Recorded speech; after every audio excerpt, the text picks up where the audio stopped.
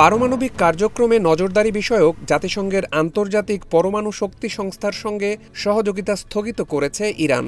দেশটির president Masoud পেজেশকিয়ানের নেতৃত্বাধীন supreme national security কাউন্সিলের অনুমোদনের পর আজ বুধবার এই সিদ্ধান্ত কার্যকর করা হয়েছে। ইরানের রাষ্ট্রীয় সংবাদ মাধ্যমের বরাতে এক প্রতিবেদনে এই তথ্য জানিয়েছে বার্তা সংস্থা রয়টার্স। রয়টার্স বলছে, এর মধ্য দিয়ে আনুষ্ঠানিকভাবে আইএইএ বা আন্তর্জাতিক পরমাণু শক্তি সংস্থার সঙ্গে সম্পর্ক স্থগিত করল ইরান। এর আগে গত বুধবার এ বিষয়ে দেশটির পার্লামেন্টে আয়োজিত ভোটে একটি বিল পাশ হয়েছিল।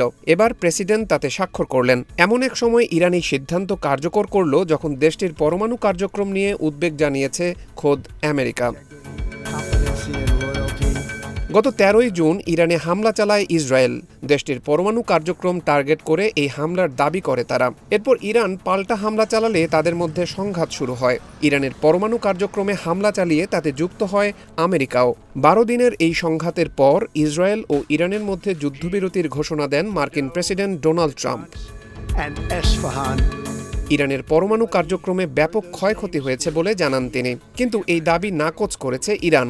এমনকি আমেরিকার সঙ্গে আলোচনা না করার কথাও জানিয়েছে তারা।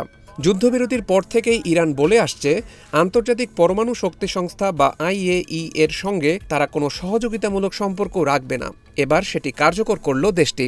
এর ফলে এখন থেকে জাতিসংঘের এই সংস্থা ইরানের পরমাণু কার্যক্রম দেখতে চাইলে বা পরমাণু কেন্দ্রে প্রবেশ করতে চাইলে নিতে হবে দেশটির সরকারের অনুমতি। আর ইরানে এই অনুমতি দেওয়ার দায়িত্বে রয়েছে দেশটির সুপ্রিম ন্যাশনাল সিকিউরিটি কাউন্সিল।